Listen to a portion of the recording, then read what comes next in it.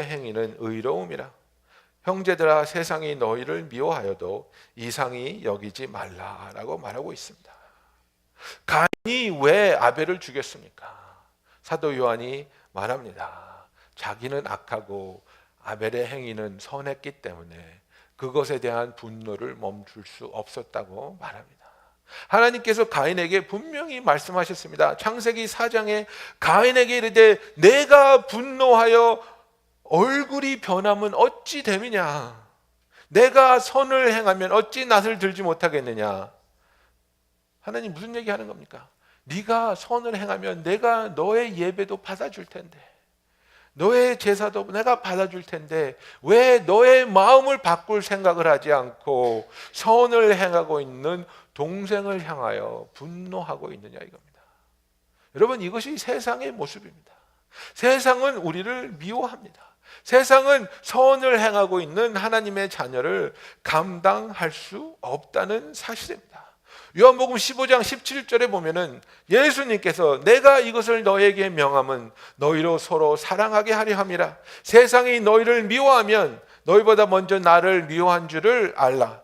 너희가 세상에 속하였으면 세상이 자기의 것을 사랑할 것이나 너희는 세상에 속한 자가 아니요 도리어 내가 너희를 세상에서 택하였기 때문에 세상이 너희를 미워하느니라 라고 예수님께서 말씀하셨습니다.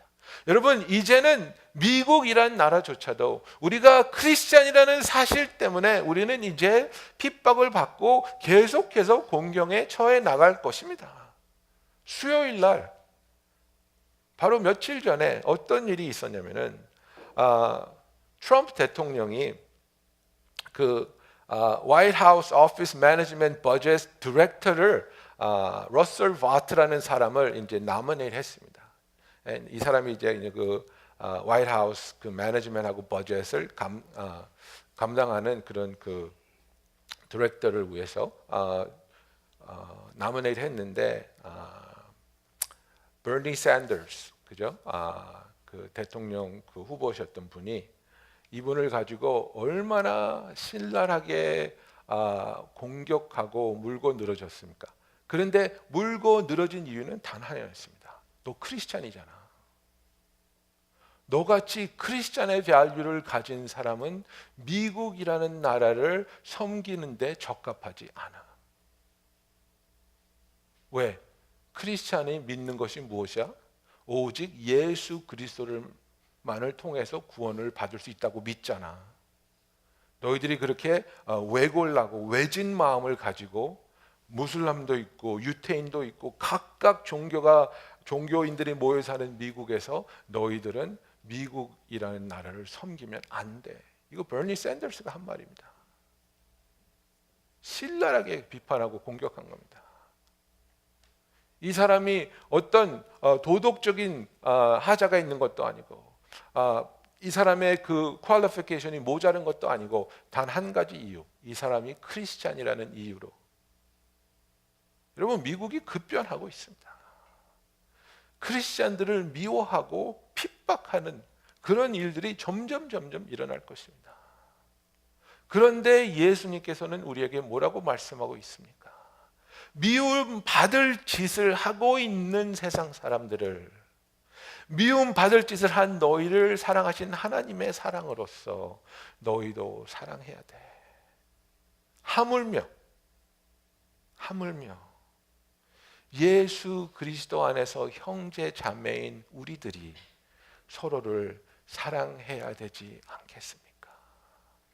지금 우리에게 주신 숙제는 세상을 사랑하라는 겁니다. 우리를 미워하고 우리를 핍박하는 세상을 사랑하라는 숙제를 줬는데 우리의 현실은 뭡니까? 예수님이 사랑의 띠로 하나로 묶어주신 예수 안에 있는 형제 자매를 사랑하는 일도 우리는 버거워하고 힘들어하고 있다는 사실입니다. 이것이 우리가 깨달아야 되는 겁니다.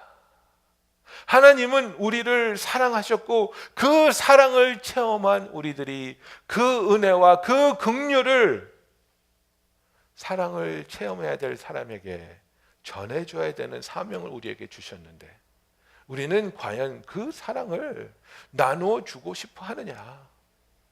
아니면 내가 판단해서 내가 하나님이 돼서 이 사람은 나로부터 사랑받을 자격이 있으니까 사랑하겠어.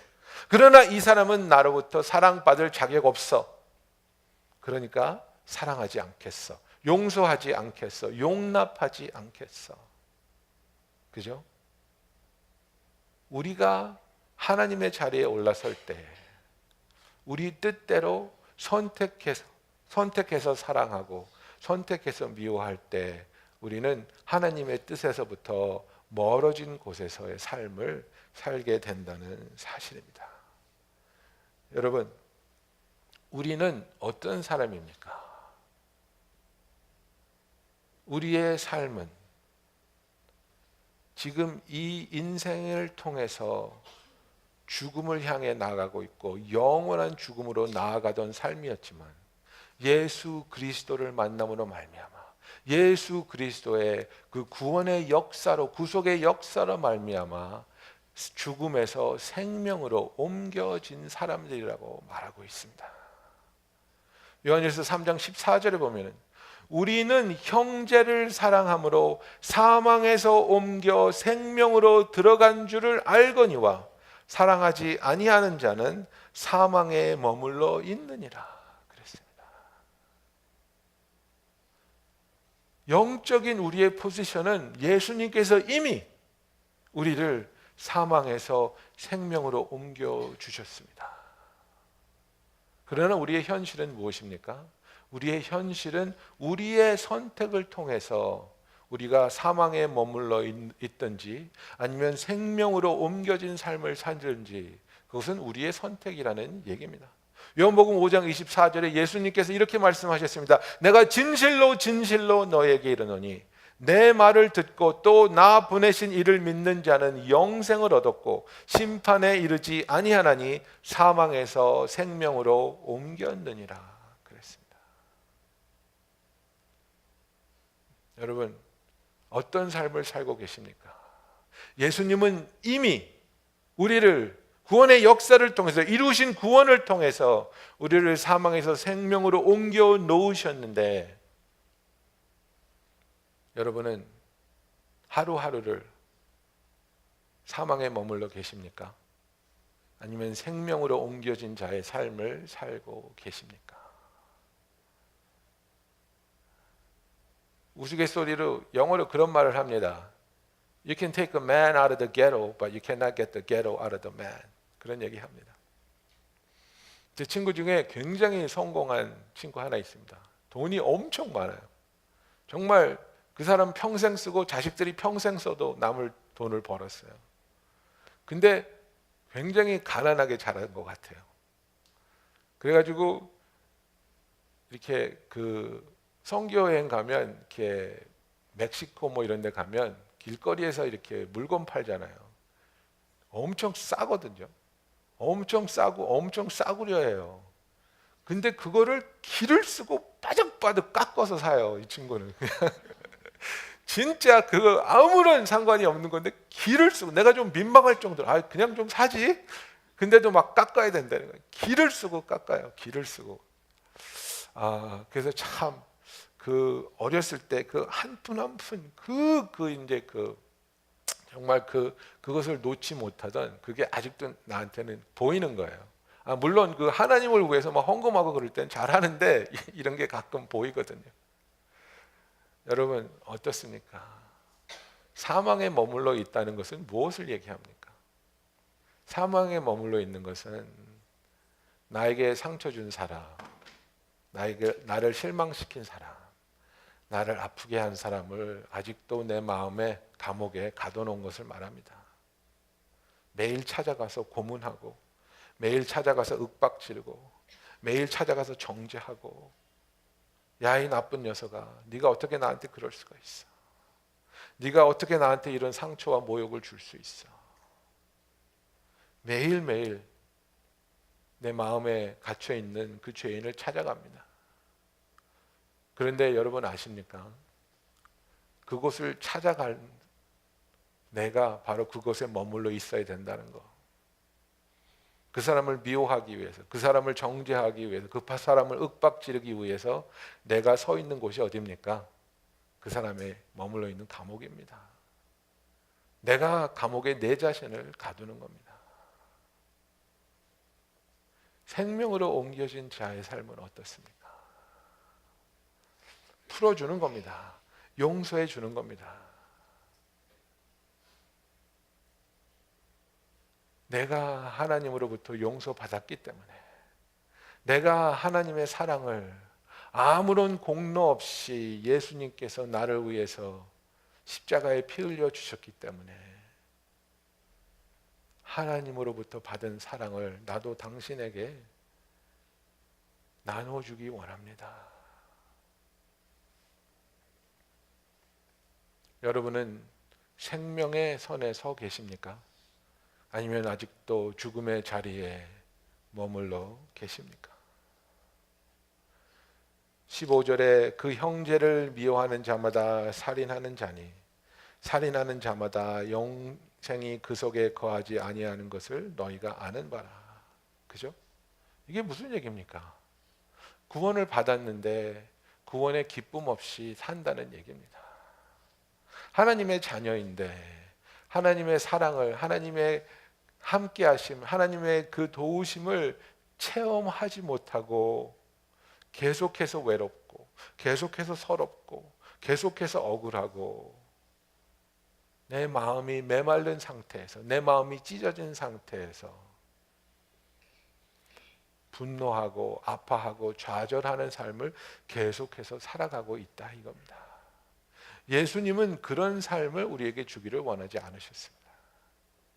예수님은 우리에게 넘치는 삶을 주기를 원하셨습니다.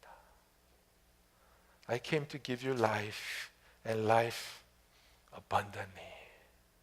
정말 차고 넘치는 삶, 하나님의 사랑이, 하나님의 그 샬롬이 우리의 삶에서 넘쳐서 내 삶에 있어서 나를 향하신 하나님의 눈길이 나를 사랑하시고 나를 인정하시고 나를 기뻐하시는 그 하나님이 나의 편인 것을, 내가 하나님의 나라에 속한 자이고 하나님의 자녀인 것을 내가 알기에 두려워하지 않고 피하지 않고 기쁨으로 하나님을 찾아가는, 기쁨으로 하나님을 의지하는 그 생명의 삶을 사는 저와 여러분이 되기를 예수님의 이름으로 축원합니다. 이 요한일서는 정말 간단한 얘기 같은데 정말 어렵습니다. 정말 간단한 것 같은데 너무나도 우리의 마음을 후벼 파는 얘기입니다. 지금 너희가 미워하는 자마다 너희는 살인하고 있다. 너희가 생각으로 미워하는 사람들을 너희는 이미 죽이고 있다. 그렇기 때문에 너희가 죽음에서 거하고 있는 거야. 그러면서 16절에 다시 한번 뭐라고 말하고 있습니까? 그가 우리를 위하여 목숨을 버리셨으니 우리가 이로써 사랑을 알고 우리도 형제를 위하여 목숨을 버리는 것이 마땅하니라 이렇게 말하고 있습니다. 예수님이 죄인 되었던 우리를 위해서 목숨을 버린 것처럼 우리가 그 사랑을 알기 때문에, 그 사랑을 맛보았기 때문에, 그 사랑을 경험했기 때문에 우리도 형제를 위해서 우리의 삶을 버리는 것이 마땅하다, 당연하다, 올바른 일이라고 말해주고 있다는 사실입니다. 이게 얼마나 힘든 얘기입니까? 얼마나 어려운 얘기입니까? 여러분, 이 말씀을 들을 때 정말 우리의 마음이 하나님께 나아가야 됩니다. 정말 이 말을 듣고 우리가 하나님 앞에 나가서 하나님 나를 좀 도와주시옵소서. 하나님, 저에게는 이런 마음이 없습니다. 저에게는 내가 있는 것으로, 내게 남는 것으로 줄 수는 있겠지만은 내 자신을 희생하면서, 내 자식을 희생하면서, 나의 꿈을 내려놓으면서까지, 나의 삶을 내려놓으면서까지 다른 사람을 도와주고 다른 사람을 사랑하고 싶은 마음은 없습니다. 우리가 사랑을 얘기하지만 얼마나 이기주의적입니까? 살을 맞대고 사는 부부 사이에도 저는 가끔가다 와이프랑 음식 먹을 때 내가 좋아하는 거 나오면 더 빨리 먹어요. 더 많이 먹으려고. 속으로 그런 생각해요. 아, 좀 치사하다 내가 지금. 이런 생각.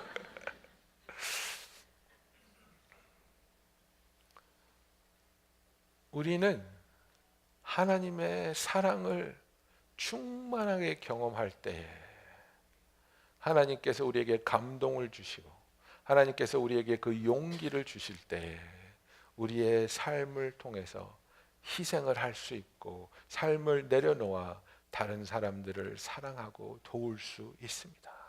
절대로 나의 의지로, 절대로 나의 의로 다른 사람을 위해서 나의 자신을 희생할 수 없습니다. 그래서 우리가 하나님 앞에 나아가야 되는 겁니다. 하나님, 내가 다시 한번, 하나님, 내가 또 다시 하나님의 그 깊은 사랑을 체험하게 하여 주세요. 기억나게 하여 주세요. 하나님의 사랑 안에서 거하게 하여 주세요. 하나님의 사랑 안에서 거하는 사람은 다른 사람들을 향한 그 사랑이 자연스럽게 흘러나오게 되어 있습니다.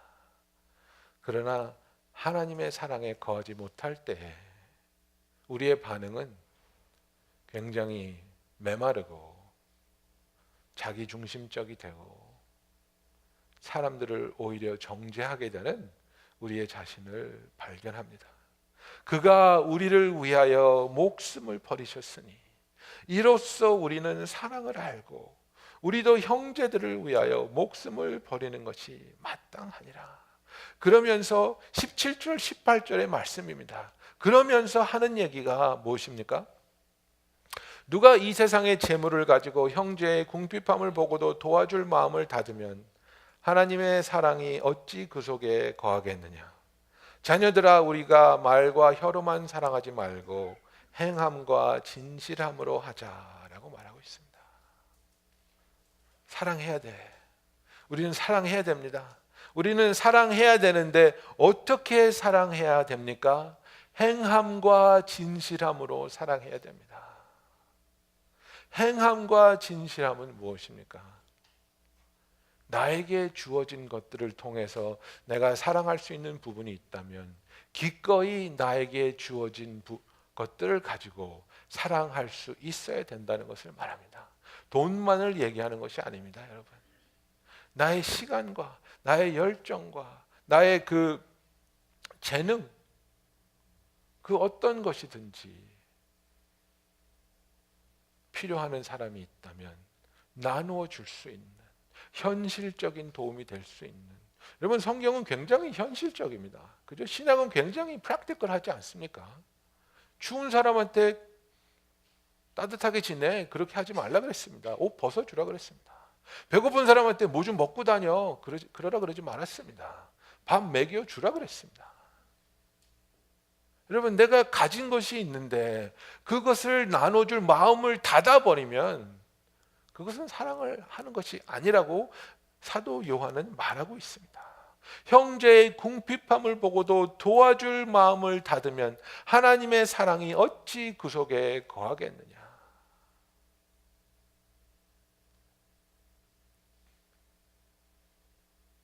때로는 여러분들도 뭐 마찬가지일 거예요. 그죠? 특히 이제 교회에서 사역을 하시고 사람들을 만나시고 형제 자매들과 그런 시간을 나누시는 그런 일을 하시는 분들은 무슨 얘기인지 알 거예요. 정말 어쩔 때는 시도 때도 없이 이메일이나 카톡이 들어옵니다. 예. 그래서 어쩔 때는 이 카톡 노이로 제가 있어요. 카톡 그러면 제가 막 또 뭐지? 이거 열기가 막 무서운 거예요. 뭘까? 뭘 필요로 할까? 그죠? 나 지금 피곤한데, 나 조금 쉬려고 그랬는데, 그죠?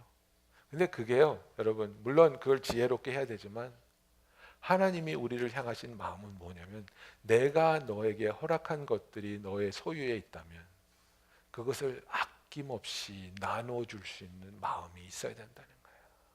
하나님도 우리를 향해서 그 어떤 것도 그 예수 그리스도를 보내시기까지 아끼지 않는 아낌 없는 사랑을 우리에게 보여주셨잖아요. 여러분의 시간, 여러분의 열정, 여러분의 재능, 그 어떤 것들도 하나님을 위해서 쓰일 수 있다면 아파하고 궁핍하게 삶을 살아가야 되는 자들을 위해서 나누어 줄 수 있다면, 기쁨으로 그것을 나누어 줄 수 있는 이 행함이 있는 믿음이 있기를 예수님의 이름으로 축원합니다. 두 번째로 우리가 어떻게 사랑해야 됩니까? 진실함으로 하자 그랬습니다. 이것이 정말 중요한 얘기입니다. 우리가 진실함으로 사랑해야 됩니다. Let us not love with Dear children, let us not love with words or tongue only, but with actions and in truth. 이렇게 말합니다. 진실로. 이 진실이란 이 단어는요, 무엇이냐면 감추어진 것이 하나도 없는 것을 말합니다. 온전하게 드러난 것을 말합니다. 우리가 때로는 정말 이 진실이 없는 사랑을 하기 때문에 우리의 사랑이 무의미해질 때가 많이 있습니다. 여러분, 우리가 정말 지혜롭게 지혜를 구하고 또 구해야 되지만은, 정말 형제 자매가 잘못된 길을 가고 있거나 잘못된 생각을 하고 있을 때 우리는 진리를 말해 줘야 됩니다. 두렵죠. 그렇지 않습니까? 당신이 뭔데 나한테 그런 말을 해? 당신이 잘났으면 얼마나 잘났길래 나한테 그런 지적을 해? 그런 말 들을 수도 있겠죠. 조심해야 되겠죠. 기도해야 되겠죠. 하나님의 지혜를 구해야 되겠죠. 그러나 정말 그 사람이 그 말을 들어야 된다면, 정말 위험한 일인데, 나쁜 일인데, 다른 사람에게 상처를 주는 일인데 그것을 계속하고 있다면, 아무도 말을 해주지 않는다면 얼마나 비극이겠습니까? 진실을 말해내는 겁니다. 두려운 일입니다. 힘든 일입니다. 그러나 사랑한다면 우리는 진실을 말해줄 수 있어야 됩니다. 자녀를 가지신 여러분들, 무슨 얘기인지 아시지 않습니까? 무조건 잘했다, 무조건 잘한다, 이것은 아이에게 오히려 독이 됩니다. 아이가 잘하는 부분을 칭찬해주고 더 노력해야 될 부분은 노력해야 된다고 얘기해 줘야 됩니다. 꿈만 있다고 해서 되는 것이 아니지 않습니까? 그죠? 우리는 부모로서 우리 자녀들에게 진실을 말해줄 의무가 있는 겁니다. 이 세상에서 계속해서 나는 뭐든지 잘하고, 나는 누구에게든지 사랑받고, 나는 가장 아름다운 사랑이야, 이렇게 잘못된 거짓으로 쌓여있는 그런 생각을 가지고 자란 아이들은 사회에서 적응하지 못합니다. 아, 이 부분은 내가 노력해야 되는 부분이구나, 이 부분은 내가 정말 재능이 있지만 이 부분은 정말 내가 약하구나, 이것을 잘 인식하고 있고 그것을 위해서 노력하고 고쳐나가고 있고 자기의 삶을 바꿀 줄 아는 현명한 아이를 만들어야지. 진실 없는 사랑은 거짓입니다. 우리의 삶에 있어서 하나님께서 우리를 행함과 진실로 사랑해 주시는 것처럼 우리도 서로를 행함과 진실로 사랑해야 됩니다. 하나님은 우리의 삶에 있어서 버려야 될 것, 고쳐야 될 것 내버려 두지 않습니다. 계속 보여주시고, 계속 말씀하시고, 계속 부딪히게 하시고, 계속 막히게 하시고, 이것에 대해서 너가 어떤 반응을 할 것이냐, 어떤 선택을 할 것이냐, 어떤 변화를 원하느냐, 하나님은 계속해서 우리에게 물어보시는 겁니다. 우리가 하나님께서 우리를 창조하셨던 그 하나님의 형상대로 돌아가기를 원하시기 때문입니다. 그리하여 우리가 서로를 사랑하되 말로만 하는 사랑이 아니라 내가 할 수 있는 최선을 가지고 행동으로 사랑하며, 그리고 그와 동행해서 할 것은 진실이 곁들여진 사랑을 할 줄 아는 저와 여러분이 되기를 예수님의 이름으로 축원합니다. 그리하여 우리가 사랑하는 자들이 되었을 때에, 정말 이렇게 사랑할 때에 사도 요한이 우리에게 이렇게 말하고 있습니다. 이로써 우리가 진리에 속한 줄을 알고 또 우리 마음을 주 앞에서 굳세게 하리니 이는 우리 마음이 혹 우리를 책망할 일이 있어도 하나님은 우리 마음보다 크시고 모든 것을 아시기 때문이라 이렇게 말했습니다.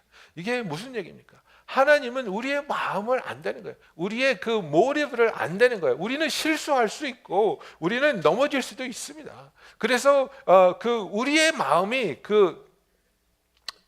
내 생각이 내 자신을 탓할 수 있는 거예요. 너 왜 그렇게 얘기했어? 너 왜 그런 생각을 했어? 그리고 우리를 정죄할 수도 있지만은 그러나 우리의 마음을 아시는 하나님께서 우리를 계속해서 진리로 이끌어 주신다는 겁니다. 거짓을 거부하고 죄를 내려놓고 하나님 앞으로 빛 가운데로 나아가기 원하는 그 마음을 하나님께서 붙잡아 주셔서 우리가 하나님 앞으로 더욱더 가까이 나아갈 수 있도록 하나님께서 하나님 앞에서 담대함을 얻는다는 얘기가 무엇입니까? 하나님 앞에 나올 수 있다는 얘기입니다.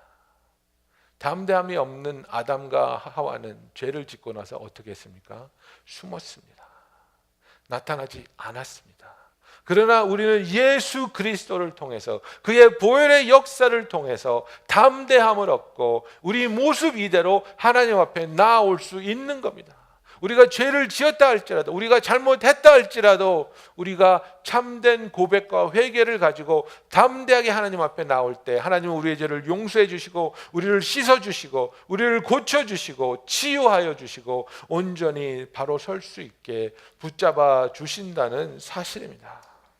그래서 우리가 정말 하나님의 사랑 안에 예수님께서 우리를 죽음에서 생명으로 옮겨 주셨는데 죽음에서 머물러 계시겠습니까? 아니면 생명으로 옮겨진 자의 하나님의 넘치는 은혜와 사랑과 기쁨이 넘치는 삶을 살도록 하시겠습니까? 이것은 어떻게 판단이 나냐면 우리가 서로 사랑할 때에 생명에 옮겨진 것을 우리가 알고 그 생명의 삶을 누린다는 겁니다. 이것은 우리의 상식과 너무나도 다른 얘기를 하고 있습니다. 우리는 어떻게 생각합니까? 사업이 좀 잘 되면, 돈을 좀 벌면, 건강이 좀 회복되면, 아이들이 내 말을 좀 잘 들으면, 그러면 좀 그때부터 사람답게 살아보자. 우리는 이렇게 생각합니다. 그런데 성경은 뭐라고 말하고 있습니까? 아니, 그게 아니라 너의 삶에 주어진 형제 자매를 하나님의 사랑을 받은 자로서 사랑하기 시작할 때에 너는 하나님이 허락하신 그 모든 기쁨과 평안과 감사를 누리면서 살 수 있어. 하나님은 이렇게 말씀하고 있는 겁니다. 저와 여러분 인간입니다. 인간으로서 인간과 어깨 부대끼며 살고 있습니다. 우리 모두 엄청난 아픔이 있고 엄청난 상처가 있습니다. 아픔과 상처가 있는 사람으로서 우리는 우리의 삶을 죽음에 머물러 있는 삶으로 남겨둘 수 있습니다.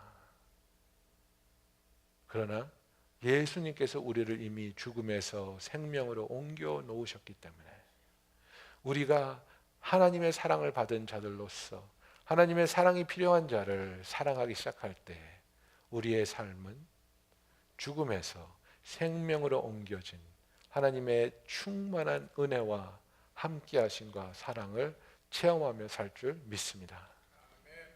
우리 이 시간에 다 같이 기도하겠습니다.